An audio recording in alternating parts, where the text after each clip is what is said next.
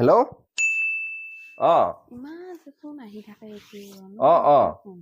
কি ক এবাৰ আকৌ 500 টকীয়া নোটবিলাক বন্ধ হ'ব নেকি অ অ অ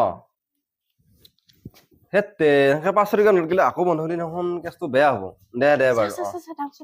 কি কি হৰে নিজে কেতিয়া যাবি কি কেতিয়া যাবি পইচা হলবা কিয়া